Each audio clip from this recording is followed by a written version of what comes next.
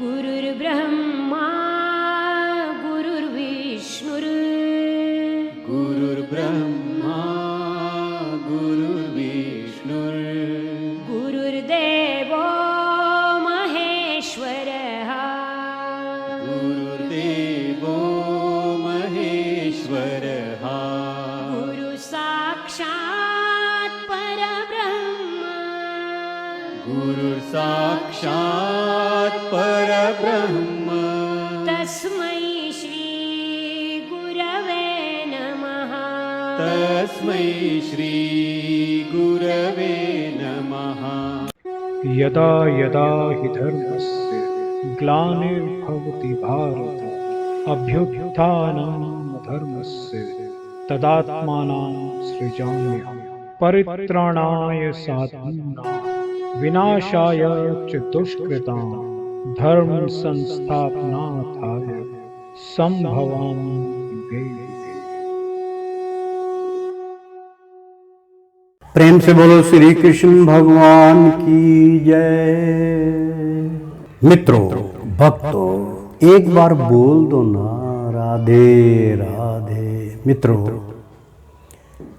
मैं श्री राजेंद्र कुमार सूर्यवंशी भगवान श्री कृष्ण की चरणों की धूल, उनका शिष्य, भगवान श्री कृष्ण के मुख के द्वारा भागवत गीता यथारूप 18 अध्याय का प्रसाद आप तक पहुंचा रहे हैं। अनमोल वाणी सुनना मत भूलिए। तो प्रेम से बोलो श्री कृष्ण भगवान की जय। मित्रों, अध्याय 4 और दिव्य ज्ञान। मित्रों, पिछले धारावाहिक में हमने अनमोल वाणी में क्या कहा था भगवान श्री कृष्ण ने, और जब मनुष्य अप्रबुद्ध हो जाता है तो वह इन सभी वायुओं को आत्मा साक्षात्कार की खोज में लगाता है। मित्रों, यहाँ तक हमने पिछले अध्याय में आपको बतलाया था। अब आगे का अध्याय हम शुरू करने जा रहे हैं। अध्याय 4 दिव्य ज्ञान। प्रेम से बोलो श्री कृष्ण भगवान की जय। तो शुरू करते हैं मित्रों। दिव्य यगा सत्य प्रोज्ञा योग यगास्त था परे स्वाध्याय या ज्ञान श्रहा यत्यः सांसित वर्त्यः। अर्थात मित्रों, द्रव्य है अयज्ञ, अपनी संपत्ति का यज्ञ, तप यज्ञ, तपो का यज्ञ, योग प्रज्ञा, अष्टांग योग में यज्ञ, तथा इस प्रकार अपरे अन्य स्वाध्याय वेद अध्ययन रूपी यज्ञ, ज्ञान यज्ञ, दिव्य ज्ञान की प्रगति हेतु यज्ञ, चा भी यतन प्रबुद्ध पुरुष संसित वार्ता दृढ़ व्रतधारी अनुवाद। कठोर व्रत अंगीकार करके कुछ लोग अपनी संपत्ति का त्याग करके, कुछ कठिन तपस्या द्वारा, कुछ अष्टांग योग पद्धति के अभ्यास द्वारा अथवा दिव्य ज्ञान में उन्नति करने के लिए वेदों के अध्ययन द्वारा प्रबुद्ध बनते हैं। तात्पर्य, इन यज्ञों के कई वर्ग किए जा सकते हैं। बहुत से लोग विविध प्रकार के दान पुण्य द्वारा अपनी संपत्ति का संपन्न करते हैं। भारत में धनाढ्य व्यापारी या राजवंशी अनेक प्रकार की धर्मार्थ संस्थाएं खोल देते हैं, यथा धर्मशाला, अन्न क्षेत्र, अतिथि शाला, अनाथ आश्रम तथा विद्यापीठ। अन्य देशों में भी अनेक अस्पताल, बूढ़ों के लिए आश्रम तथा गरीबों को भोजन, शिक्षा तथा चिकित्सा की सुविधाएं प्रदान करने के दातव्य संस्थान हैं। ये सब दान कर्म द्रव्य में यज्ञ में है। अन्य लोग जीवन में उन्नति करने अथवा उच्च लोकों में जाने के लिए चंद्रयान तथा चातुर्मास्य जैसे अविविध तप करते हैं। इस विधों विधियों के अंतर्गत कतिपय कठोर नियमों के अधीन कठिन व्रत करने होते हैं। उदाहरणार्थ चतुर्मास्य व्रत रखने वाला वर्ष के 4 मासों में जुलाई से अक्टूबर तक बाल नहीं काटता, ना ही कतिपय खाद्य प्रस्तुति वस्तुएं खाता है और ना दिन में 2 बार खाता है, ना घर छोड़कर कहीं जाता है। जीवन के सुखों का ऐसा प्रतित्याग तमो में यज्ञ कहलाता है। कुछ लोग ऐसे भी हैं जो अनेक योग पद्धतियों का अनुसरण करते हैं तथा पंतंजलि पद्धति अब ब्रह्मा में तदाकार के लिए अथवा अट योग या अष्टांग योग विशेष सिद्धियों के लिए कुछ लोग समस्त तीर्थ स्थानों की यात्रा करते हैं। ये सारे अनुष्ठान योग यज्ञ कहलाते हैं जो भौतिक जगत में किसी सिद्धि विशेष के लिए किए जाते हैं। कुछ लोग हैं जो विभिन्न वैदिक साहित्य यथा उपनिषद तथा वेदांत सूत्र या संख्या दर्शन के अध्ययन में अपना ध्यान लगाते हैं। इसे स्वाध्याय यज्ञ कहा जाता है। ये सारे योगी विभिन्न प्रकार के यज्ञों में लगे रहते हैं और उच्च जीवन की तलाश में रहते हैं, किंतु कृष्ण भावनामृत इनसे पृथक है, क्योंकि यह परमेश्वर की अप्रत्यक्ष सेवा है। इसे उपयुक्त किसी भी यज्ञ से प्राप्त नहीं किया जा सकता। आपूर्ति भगवान तथा उनके अप्रमाणिक भक्तों की कृपा से ही प्राप्त किया जा सकता है। फलत कृष्ण भावनामृत दिव्य है। आपने आजाहुति प्राण प्रणयास्यापाना तथा परह प्राणापान गतिया रुद्रवा प्राणायाम प्रायणा अप्रयान्यतहारा प्राणनन प्राणरेणुषु जुहोति। आपा ने निगमगामी वायु में जुहती आपित करते हैं प्रणाम प्राण को प्राणे प्राण में है, अपानम आपान वायु को तथा ऐसे ही अप्रेह अन्य अप्राण प्राण का आपान निमन गामी वायु गति को रुद्रवाह रोककर प्राण आयाम श्वास रोककर समाधि प्राणायाम आपको पता ही है मित्रों। श्वास रोककर समाधि में प्राणायाम प्रवर्त अपरे अन्य अनियत वशीभूत करके आहार खाकर प्रणाम प्राणों को प्राणेशु प्राणों में जुहती हवन करते हैं, आपूर्ति करते हैं। अनुवाद अन्य लोग भी हैं जो समाधि में रहने के लिए श्वास को रोके रहते हैं। प्राणायाम में अपान में प्राण को और प्राण में अपान को रोकने का अभ्यास करते हैं और अंत में प्राण अपान को रोककर समाधि में रहते। अन्य योगी कम भोजन करके प्राण में ही आहुति देते हैं। प्रेम से बोलो श्री कृष्ण भगवान की जय।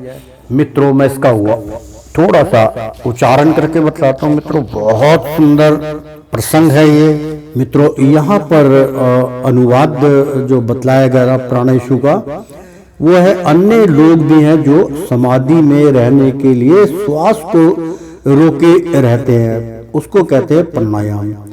प्राणायाम में क्या होता है कि प्राणायाम विधि जो होती है उसमें स्थिति जो है वो बहुत गंभीर होती है मित्रों। प्राणायाम द्वारा वो संपूर्ण प्राणायाम जो होता है अद्र प्राणायाम होता है और संपूर्ण प्राणायाम होता है और वो भी एक समाधि की व्याख्या होती है। दोनों पालती मार लीजिए, दोनों पालती मार के उसको जो है वे अपान में और प्राण को और प्राण में अपान को, मतलब अपान वायु और प्राण वायु यानी एक वायु पर आती है एक जाती है। मतलब हम सांस लेते हैं और सांस छोड़ते हैं। तो उसमें जो होता है उसी को और उसको त्रिकुटी में चढ़ा लेते हैं मित्रों। तो उस समाधि में स्थिति क्या होती है कि एक पैर इस जांघे पर रख दो, एक दूसरा पैर उस जांघों पर रख दो। रखने के बाद उस स्थिति में आप जब हो जाते हैं तो मित्रों वो प्राणायाम उसको ही बोलते हैं। तो प्राणायाम करके और वायु को, अपान वायु और प्राण वायु को जो है उसको नाभि के द्वारा, जो हमारी नाभि होती है उसके द्वारा उसको त्रिकुटी में चढ़ा लेते हैं और त्रिकुटी में चढ़ा के उसको ब्रेक कर देते हैं। उसको समाधि की स्थिति बोलते हैं मित्रों। ऐसा कुछ करने की आवश्यकता नहीं है। आप सादगी में बैठ जाइए, साधारण तरीके से बैठ जाइए, अर्ध प्राणायाम कीजिए या संपूर्ण प्राणायाम कीजिए, कोई दिक्कत नहीं है। तो वो मैंने पहले भी कई बार ये विधि बताई है जिसकी यहाँ पे बताया जा रहा है मित्रों।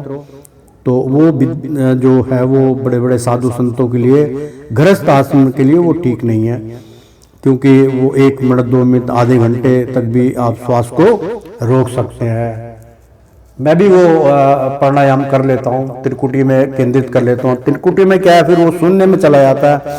त्रिकुटी में आदेशकारी जो है वो उसमें जाके हो जाता है। फिर ध्यान योग के द्वारा वो परे लोकों में जाने की चेष्टा करता है। तो मित्रों उसी का यहाँ पे अभ्यास बतलाया है कि अन्य लोग भी हैं जो समाधि में रहने के लिए श्वास को रोके रहते हैं। प्राणायाम वे अपान में, अच्छा प्राणायाम में क्या होता है मित्रों कि जो इस स्थिति अपान वायु और प्राण वायु को जो त्रिकुटी में केंद्र कर देते हैं, बहुत मुश्किल भी है, बहुत सरल भी है। और करने के बाद क्या होता है मित्रों कि भूख प्यास मतलब पूरी इंद्रियां का वशीकरण हो जाता है। आदेशकारी जो है वो बिल्कुल शांत हो जाता है। आपको इंद्रियों को चालन पालन करने का कोई आदेश नहीं मिलेगा। तो शून्य में चले गए, फिर ना आपको भूख लगेगी ना प्यास लगेगी। चाहे आप अगर वो साधना आपके अंदर आ जाए तो त्रिकुटी के अंदर जो वायु केंद्र की जाती है, प्राण वायु और अपान वायु, उसी के अंदर उसको घुमाते रहते हैं, उसी से वो पूरा अपना काम करते हैं और सालों साल भी रह जाते हैं। तो ना उनको खाने की जरूरत पड़ती है, ना पीने की, ना प्यास लगेगी, सबका वशीकरण हो जाता है। तो रोकने का अभ्यास करते हैं और अंत में प्राण अपान को रोककर, आ गया ना मित्रों, प्राण और अपान दोनों को रोककर समाधि में रहते हैं। अन्य योगी कम भोजन करके प्राण में ही आहुति देते हैं। मतलब प्राण वायु की प्राण वायु से ही वहां तक सीमित होती है, अपान वायु को छोड़ देती है। यानी कि प्राण वायु को मतलब है कि आप ध्यान में बैठ जाइए, जिस प्रकार से सांस आपका चल रहा है चलने दीजिए, समझे। केंद्रित करोगे तो अपान वायु और प्राण वायु दोनों को केंद्रित करके ऊपर चढ़ाना होगा। वो एक अलग चैप्टर होता है, अलग विधि होती है मित्रों। तो तात्पर्य श्वास को रोकने की योग विधि प्राणायाम कहलाती है। प्रारंभ में हठ योग के विविध आसनों की सहायता से इसका अभ्यास किया जाता है। ये सारी विद्या इंद्रियों को वश में करने तथा आत्म साक्षात्कार की प्रगति के लिए संयुक्त की जाती है। मित्रों जैसा कि मैंने अभी अनुवाद में बतलाया, वही चीज तात्पर्य ये भी बतला रहे हैं। तो आत्मा साक्षात्कार की प्रगति के लिए संयुक्त की जाती है। इसी विधि में शरीर के भीतर वायु को रोका जाता है, जिससे वायु की दिशा की गति उलट सके। अपान वायु अन्यगामी अधोमुखी है और प्राण वायु ऊर्ध्वगामी है।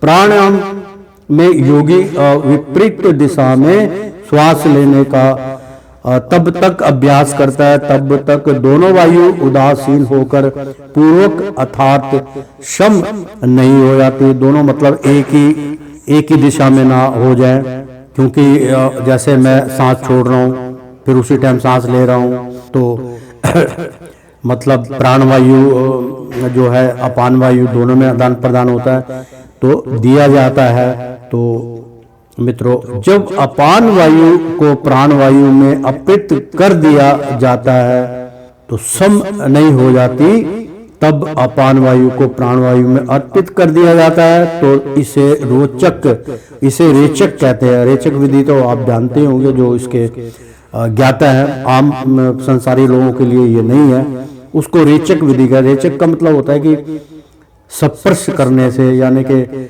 दोनों वायु को स्पर्श करने से रेचक पैदा होता है। तो रेचक कहते हैं, रेचक के द्वारा लोग किसी दुखों का भी निवारण करते हैं, तो वो उसको रेचक बोलते हैं। रेचक कहते हैं जब प्राण तथा अपान वायु को पूर्णतः रोक दिया जाता है, तो इसे कुंभक योग कहते हैं। बहुत सुंदर इसमें चल रहा है मित्रों,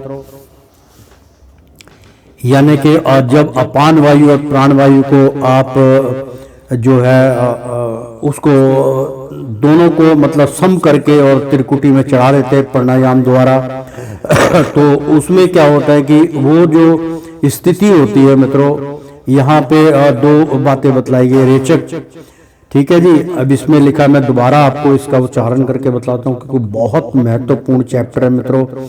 श्वास को रोकने की अयोग विधि प्राणायाम कहलाती है। प्रारंभ में हठ योग के विविध आसनों की सहायता से इसका अभ्यास किया जाता है। यानी कि हठ योग करके, एक मतलब हठ योग का मतलब होता है कि आप अटल हो जाइए कि मैंने ये काम करना है, तो उसका अभ्यास पहले किया जाता है। डायरेक्टली आप नहीं जा पाएंगे। ये सारी विद्या इंद्रियों को वश में करने तथा आत्म साक्षात्कार की प्रगति के लिए संस्तुत की जाती है। मतलब आत्मा का साक्षात्कार करने के लिए इंद्रियों का वशीकरण जरूरी है, और इंद्रियों का वशीकरण करने के लिए मित्रों प्राणायाम की जरूरत पड़ती है, हठ योग की जरूरत पड़ती है। और जब इससे आदमी कामयाब होता तो साधारण तरीके से वो अपना जो है उस स्थिति पे पहुंच सकता है। तो ये विद्या जो है इंद्रियों को वश में करने तथा आत्मा साक्षात्कार की प्रगति के लिए संचित की जाती है। इस विधि में शरीर के भीतर वायु को रोका जाता है, यानी कि हम अपनी अपान वायु और प्राण वायु को त्रिकुटी में केंद्र करके अपने शरीर के अंदर ही उसको जो है कैद कर लेते हैं मित्रों। तो रोका जाता है, जैसे कि किसी जो आदमी मतलब दुष्ट होते हैं, जो मतलब जो चोरी चारी के में पकड़े जाते हैं, जिनको सजा हो जाती है, जो जेल हो जाती है उसको कोर्ट, तो जेल के अंदर ही उनको सब कुछ मिलता है, खाना पीना सब कुछ मिलता है। इसी प्रकार से अपान वायु और प्राण वायु दोनों को समागम करके, दोनों का आपस में मेल करके और उसको सम कर देते हैं। सम करने के बाद उसको त्रिकुटी में चढ़ा लेते हैं, तो वो केंद्रित हो जाती है, तो उसको फिर बाहर नहीं निकलने देते। तो आप जब वो बाहर नहीं निकलेगी तो आपकी इंद्रियां ऑटोमेटिकली आपके वशीकरण में हो जाएंगी। तो शरीर के भीतर वायु को रोका जाता है, जिससे वायु की दिशा की गति उलट सके। अपान वायु निगमगामी अधोमुखी है और प्राण वायु ऊर्ध्वगामी है। प्राणायाम में योगी विपरीत दिशा में श्वास लेने का तब तक अभ्यास करता है जब तक दोनों वायु उदासीन होकर पूरक अर्थात यानी कि पूरक का संपूर्ण होने के बाद मतलब पूरक हो जाए अर्थात सम हो जाए, यानी कि अर्थात सम नहीं हो जाती तब तक तब जब अपान वायु को प्राण वायु में अर्पित कर दिया जाता है, मतलब उसमें केंद्रित कर दिया जाता है, तो इस विद्या को रेचक कहते हैं। तो मतलब रेचक के ऊपर भी स्थिति होती है मित्रों, ये तो एक रेचक कहलाती है। रेचक के द्वारा आम आदमी जैसे झाड़ा पूछ करता है वो रेचक ही कहलाता है। रेचक कहते हैं जब प्राण तथा अपान वायु को पूर्णतया मतलब संपूर्ण रूप से रोक दिया जाता है तो इसे कुंभक योग कहते हैं। यानी कि कुंभक स्थिति में मृत्यु नहीं होती मित्रों।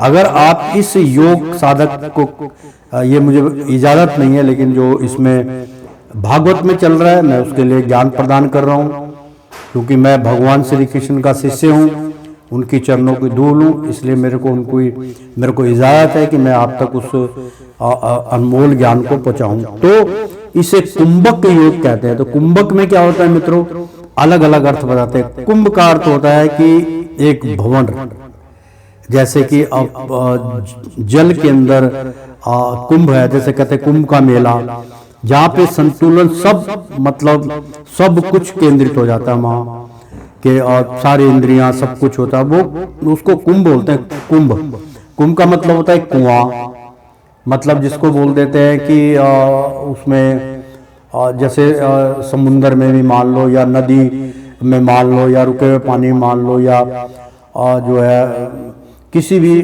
संगम नदियों में, तो एक वो भंवर होता है पानी के अंदर। उस भंवर में अगर कोई आदमी फंस जाए तो उस ताजी वो मृत्यु को प्राप्त हो जाता है, या उसकी विधि निकलने की होनी चाहिए। बिल्कुल वही चैप्टर है। मतलब आप अगर प्रवेश कर जाते हो तो आपको निकलने की विधि गुरु ही बतलाएगा आपको कैसे निकलना है इससे, अन्यथा आप ऐसी स्थिति में चले जाओगे कि मृत्यु भी हो सकती है। तो मित्रों, उसको बोलते हैं कुंभक योग, यानी कुंभ माने, आपको मैंने सरलता से बता दिया कुंभ का ये अर्थ होता है।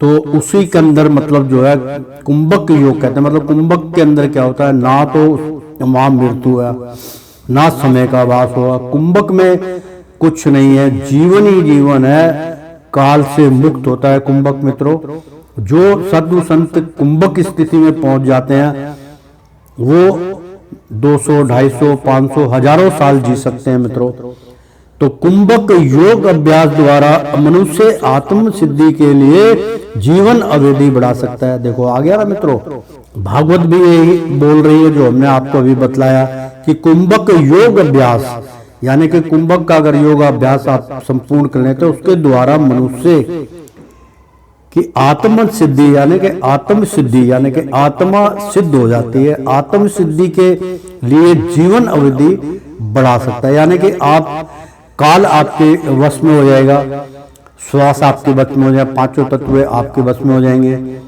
तो जीवन जितना मर्जी आप बढ़ा लिए, इसमें स्पष्ट लिखा हुआ है आत्म सिद्धि के लिए जीवन अवधि बढ़ा सकता है। बुद्धिमान योगी एक ही आजीवन काल में सिद्धि प्राप्त करने का इच्छुक रखता है। देखो आगे ना, जीवन काल में जो सिद्ध पुरुष होते हैं, बुद्धिमान जो योगी होते हैं, वो एक ही जीवन काल में सिद्धि प्राप्त करने का इच्छुक रखता है और रहता है। वह दूसरे जीवन की प्रतीक्षा नहीं करता। आगे ना मित्रों, कि कुंभक स्थिति में मृत्यु है ही नहीं, तो दूसरा जन्म कहां से होगा। तो प्रतीक्षा नहीं करता। कुंभक योग के अभ्यास से योगी जीवन अवधि को अनेक वर्षों के लिए बढ़ा सकता है। मित्रों देखो, इसको मतलब जो है सर्वश्रेष्ठ ज्ञान कहते हैं। मित्रों, मैं इसीलिए उच्चारण करके बतला रहा हूं। मैंने पहले जो विद्या बतलाई है उसका सप्टीकरण हो रहा है, उसका तात्पर्य हरि महाराज बतला रहे हैं। तो दोनों जब मेल खा जाते हैं तो वही सत्य होता, तो अनेक वर्षों के लिए बढ़ा सकता है।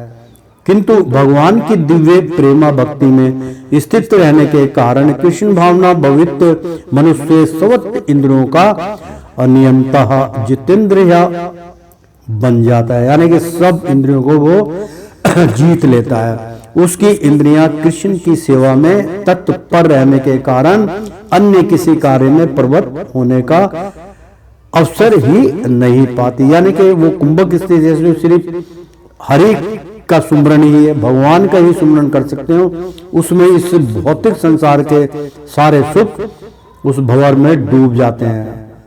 अब समझ के बहुत बारीकी से मैं समझा रहा हूं आपको मित्रों।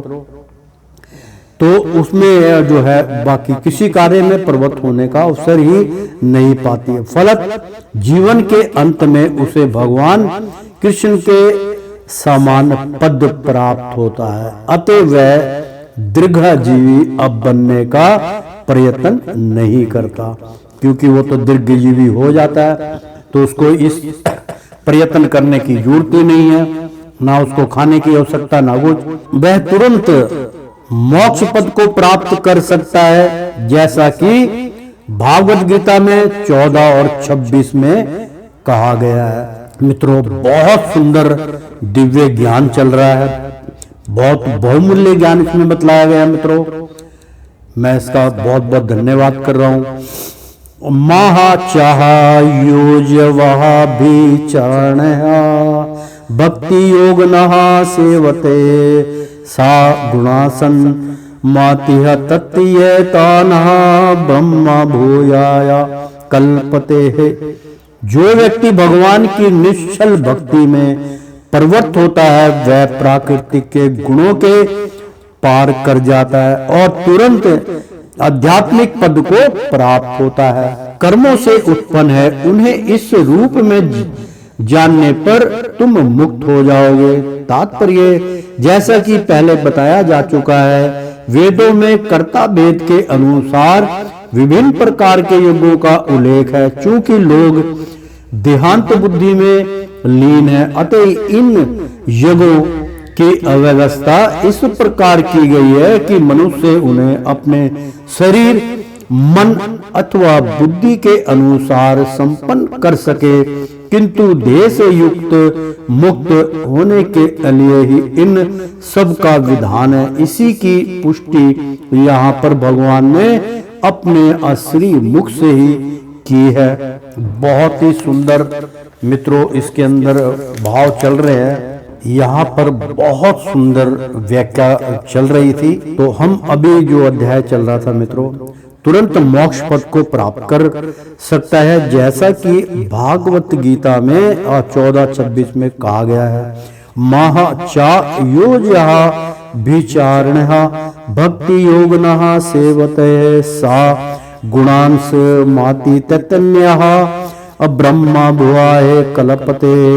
जो व्यक्ति भगवान की निश्चल भक्ति में प्रवृत्त होता है वह प्राकृतिक के गुणों को पार कर जाता है और तुरंत आध्यात्मिक पद को प्राप्त होता है। कृष्ण भावना भवित व्यक्ति दिव्य अवस्था से प्रारंभ करता है और निरंतर उसी भावनामृत में रहता है, अतः उसका पतन नहीं होता और अनंत भागवत धाम को जाता है। कृष्ण प्रसादम को ही खाते रहने ऐसे स्वतः ही कम खाने की आदत पड़ जाती है। इंद्रियां निग्रह के मामले में कर्म भोजन करना अल्पाहार अत्यंत लाभप्रद होता है और इंद्रिया निग्रह के बिना भव बंधन से निकल पाना संभव नहीं है।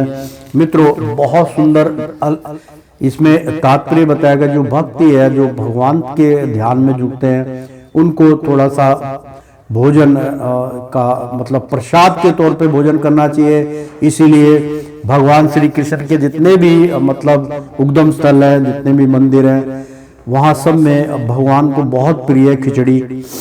तो खिचड़ी क्या होती है, जब भी कोई बीमार होता कुछ होता भी उसको खिचड़ी खिलाते हैं। तो खिचड़ी एक बड़ा स्वादिष्ट और शांति प्रिय भोजन है। तो हल्का भोजन कीजिए, भगवान की तरफ ध्यान लगाए हुए, ज्यादा इंद्रियों भोग मत कीजिए, तो निकल पाना संभव नहीं है। सर्वयते मतलब सर्वस्य पयाते ते यज्ञाविदो यज्ञ छापित कल्प मनसा यज्ञ शिष्टः मृत भुजो यन्त्यः ब्रह्मा सनातनम।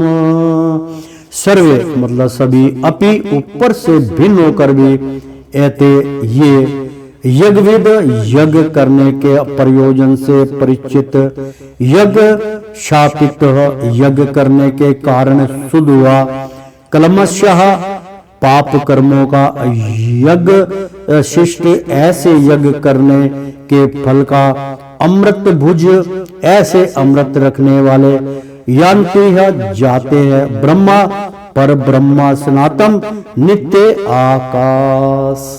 मतलब सनातन का मतलब सनातन तो आप समझते हैं ब्रह्मा के जो पर ब्रह्मा यानी कि ब्रह्मा पर ब्रह्मा सनातन नित्य आकाश, क्योंकि वो कभी इस पृथ्वी पर आए नहीं। ब्रह्मा के जो 4 पुत्र थे आप जानते हैं। अनुवाद, ये सभी यज्ञ करने वाले यज्ञों का अर्थ जानने के कारण पाप कर्मों से मुक्त हो जाते हैं और यज्ञों के फल रूपी अमृत को चख कर परम दिव्य आकाश की ओर बढ़ते जाते हैं, परम धाम को प्राप्त होते हैं। तात्पर्य विभिन्न प्रकार के यज्ञों तथा दिव्य यज्ञ, स्वाध्याय यज्ञ तथा योग यज्ञ की उपयुक्त व्याख्या से यह देखा जाता है कि इन सब का एक ही उद्देश्य है और वह है इंद्रियों का निग्रह। इंद्रिया तृप्ति की भौतिक अस्तित्व का मूल कारण है। अतः जब तक इंद्रिया तृप्ति से भिन्न धरातल पर स्थित ना हुआ जाए तब तक सच्चिदानंद ने नित्य धरातल तक उठ पाना संभव नहीं है। यह धरातल नित्य आकाश या ब्रह्मा आकाश में है। उपायुक्त सारे युगों से संसार के पाप कर्मों से विमल हुआ जा सकता है। जीवन में इस प्रागति से मनुष्य न केवल सुखी और ऐश्वर्यवान बनता है, आपूति अंत में वह निराकार ब्रह्मा के साथ तदत्तमय के द्वारा या श्री भगवान कृष्ण की असंगति प्राप्त के लिए और करके भगवान के शाश्वत धाम को प्राप्त करता है।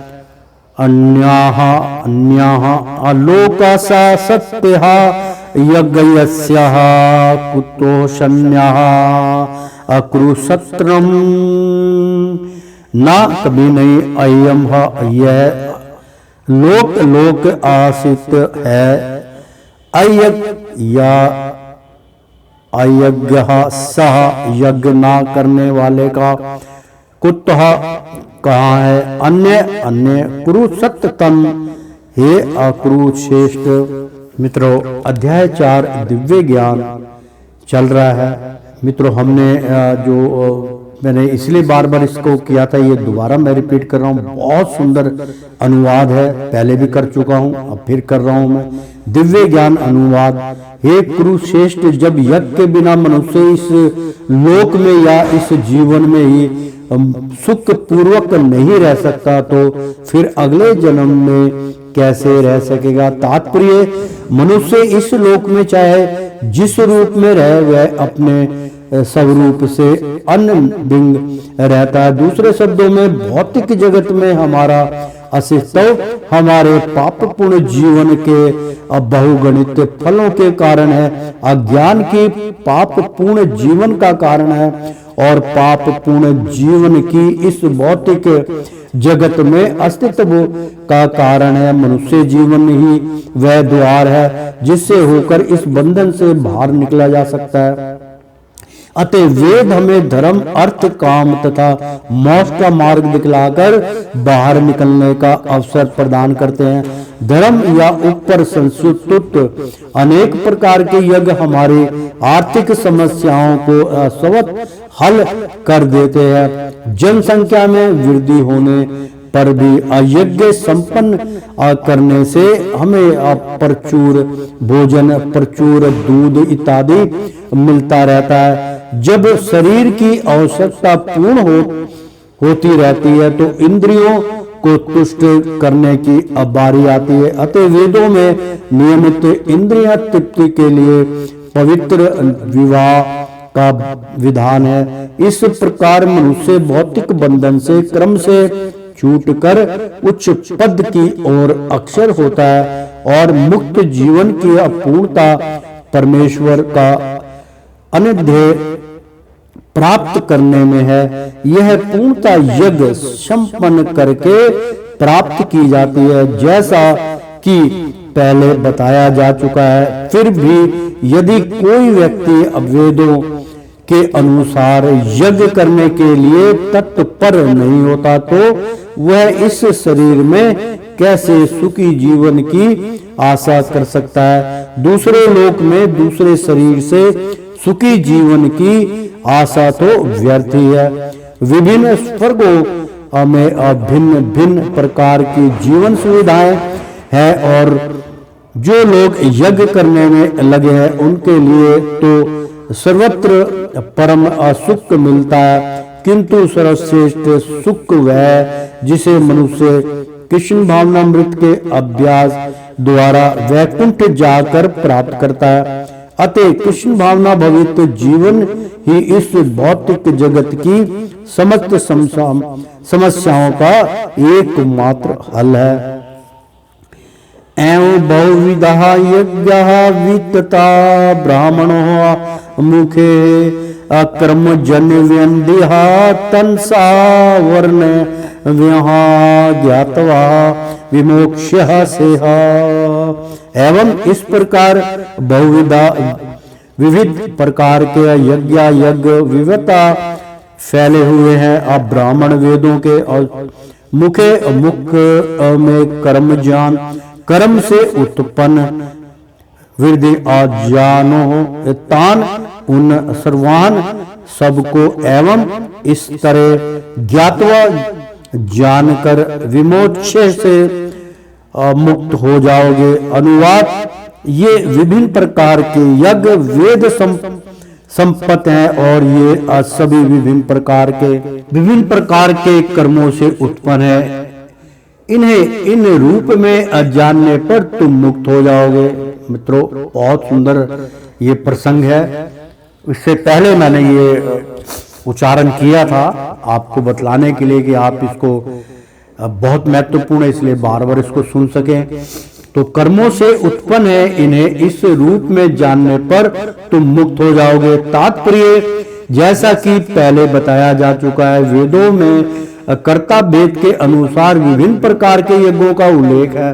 चूंकि लोग देहांत बुद्धि में लीन है, अतः इन यज्ञों की व्यवस्था इस प्रकार की गई है कि मनुष्य उन्हें अपने शरीर, मन अथवा बुद्धि के अनुसार संपन्न कर सके। किंतु देह से मुक्त होने के लिए ही इन सब का विधान है। इसी की पुष्टि यहाँ पर भगवान ने अपने श्री मुख से की है। श्रेयानंद व्यामाया अज ज्ञान यज्ञ परंतप सर्वे कर्माखिलना पार्थ ज्ञाने अपरिशर्माप्यायतः। श्रेयान श्रेष्ठ दिव्य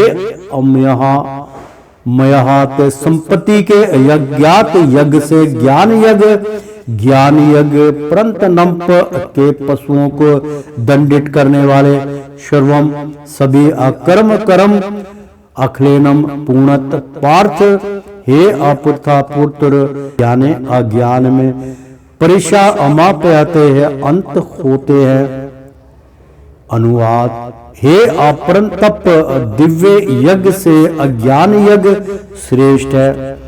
हे परतंप दिव्य यज्ञ की बात आ गई मित्रों। हे परंतप शब्द के लिए दिव्य यज्ञ से ज्ञान यज्ञ, मतलब दिव्य यज्ञ जो आप करते हैं उससे सर्वश्रेष्ठ है। ज्ञान यज्ञ श्रेष्ठ है के पात्र अंत दोगतवाह आसारे कर्म यज्ञों का अवसान दिव्य ज्ञान में होता है। तात्पर्य, समस्त यज्ञों का यही एक प्रयोजन है कि जीव को पूर्ण ज्ञान प्राप्त हो, जिससे वह भौतिक कष्टों से छुटकारा पाकर अंत में परमेश्वर की दिव्य सेवा कर सके। तो भी इस सारे यज्ञों की विविध क्रियाओं में रहस्य बड़ा है और मनुष्य को यह रहस्य जान लेना चाहिए। कभी कभी कर्ता के श्रद्धा के अनुसार यज्ञ विभिन्न रूप धारण कर लेता है। जब यज्ञ कर्ता की श्रद्धा दिव्य ज्ञान के स्तर तक पहुंच जाती है तो उसे ज्ञान रहित दिव्य यज्ञ करने वाले से श्रेष्ठ माना जाता है, क्योंकि ज्ञान के बिना यज्ञ भौतिक स्तर पर रह जाते हैं और इनसे कोई आध्यात्मिक लाभ नहीं हो पाता। यथार्थ ज्ञान का अंत कृष्ण भावन अमृत में होता है, जो दिव्य ज्ञान की सर्वोच्च अवस्था है। ज्ञान की उन्नति के बिना यज्ञ मात्र भौतिक कर्म बना रहता है, किंतु जब उसे दिव्य ज्ञान के स्तर तक पहुंचा दिया जाता है तो ऐसे सारे कर्म आध्यात्मिक स्तर पर प्राप्त कर लेते हैं। चेतना भेद के अनुसार ऐसे यज्ञ कर्म कभी कभी कर्म कांड कहलाते हैं और कभी अज्ञान कांड। यज्ञ वही श्रेष्ठ है जिसका अंत ज्ञान में हो। प्रेम से बोलो श्री कृष्ण भगवान की जय। मित्रों, अध्याय 4 दिव्य ज्ञान चल रहा है। तदिन्द्रितिहा प्रणिपातेन परिप्रवेशन सेवयः उपदेक्षयन्ति ते ज्ञान ज्ञानिन सत्तव दर्शनेह। तत् विभिन्न यज्ञों के उस ज्ञान को विधि जानने का प्रयास करो। परिपाते ना गुरु के पास जाकर के अपरिप्रश्न विनित जिज्ञासा से सेवा के द्वारा उपदेक्षयन्ति दीक्षित करके और करेंगे आते तुमको ज्ञानम ज्ञान में ज्ञानन सब रूप सिद्ध तत्व के आदर्शी दर्शी अनुवाद। तुम गुरु के पास जाकर सत्य को जानने का प्रयास करो, उनके विनित होकर जिज्ञासा करो और उनकी सेवा करो। सब रूप प्रसिद्ध व्यक्ति तुम्हें ज्ञान प्रदान कर सकते हैं क्योंकि उन्होंने सत्य का दर्शन किया है। बहुत सुंदर मित्रों इसमें प्रसंग है। तात्पर्य निस्संदेह आत्मा साक्षात्कार का मार्ग कठिन है, अतः भगवान का उपदेश है कि उन्हीं से प्रारंभ होने वाली परंपरा से प्रमाणिक गुरु की शरण ग्रहण की जाए। इस परंपरा के सिद्धांत का पालन किए बिना कोई प्रमाणिक गुरु नहीं बन सकता। भगवान आदि गुरु हैं, अतः शिष्य परंपरा का ही व्यक्ति अपने शिष्य को भगवान का संदेश प्रदान कर सकता है। कोई अपनी निजी विधि का निर्माण करके स्वरूप प्रसिद्ध अपासिद्ध नहीं बन सकता, जैसे कि आजकल के मूर्ख पाखंडी करने लगे हैं। भागवत का 6:3-19 कथन है, धर्म तू साक्षात्कार भागवत पीतम धर्मपथ का निर्माण स्वयं भगवान ने किया है। अतएव मनोधर्म या शुक तर्क से सही पद प्राप्त नहीं हो सकता, ना ही ज्ञान ग्रंथों के स्वतंत्र अध्ययन से ही कोई आध्यात्मिक जीवन में उन्नति कर सकते हैं। ज्ञान प्राप्ति के लिए उसे प्रमाणिक गुरु की शरण में जाना ही होगा। ऐसे गुरु को पूर्ण समर्पण करके ही स्वीकार करना चाहिए और अहंकार रहित होकर दास की भांति गुरु की सेवा करनी चाहिए। स्वरूप सिद्धि गुरु की अप्रसन्नता ही आध्यात्मिक जीवन की प्रगति का रहस्य है। जिज्ञासा और विनित भाव के मेल से आध्यात्मिक ज्ञान प्राप्त होता है। बिना विनित भाव तथा सेवा के विद्वान गुरु से की गई जिज्ञासाएं प्रभावपूर्ण नहीं होंगी। शिष्य को गुरु परीक्षा में उत्तीर्ण होना चाहिए और जब वह शिष्य में वास्तविक इच्छा देखता है तो स्वतः ही शिष्य को आध्यात्मिक ज्ञान का आशीर्वाद देता है। इस श्लोक में अंधानुगमन तथा निरर्थक जिज्ञासा इन दोनों की भर्त्सना की गई है। शिष्य के ना केवल गुरु से विनित होकर सुने, आपूर्ति विनित भाव तथा सेवा और जिज्ञासा द्वारा गुरु से स्पष्ट ज्ञान प्राप्त करें। प्रमाणिक गुरु स्वभाव से शिष्य के प्रति दयालु होता है। अतः यदि शिष्य विनित हो और सेवा में तत्पर रहे तो ज्ञान और जिज्ञासा का विनिमय पूर्ण हो जाता है। प्रेम से बोलो श्री कृष्ण भगवान की जय। मित्रों, बहुत सुंदर प्रसंग चल रहा है। अध्याय 4 दिव्य ज्ञान की चर्चा चल रही है। मित्रों, यज्ञत्वा ना पूर्ण मोहामेव यस्या शशि पांडवः येन भूतानि शेषाणि अदृक्षण्या सल्यान् तमनातो मयि अयत जिसे अज्ञातवाह जानकर ना कभी नहीं पुण्य फिर मोहम मोह को एवं इस प्रकार यस्य जाओगे पांडवो हे पांडव पुत्र येन जिससे अभूतानीय जीवों को अशेषाणी समस्त अदर्शासी देखोगे आत्मनि परमात्मा में अथवा अन्य शब्दों में मई मुझ में अनुवाद सब रूप सिद्धि व्यक्ति से वास्तविक ज्ञान प्राप्त कर चुकने पर तुम पुण्य कभी ऐसे मोह को प्राप्त नहीं होगे, क्योंकि इस ज्ञान के द्वारा तुम देख सकोगे कि सभी अजीब परमात्मा के अंश स्वरूप हैं, अर्थात वे सब मेरे हैं।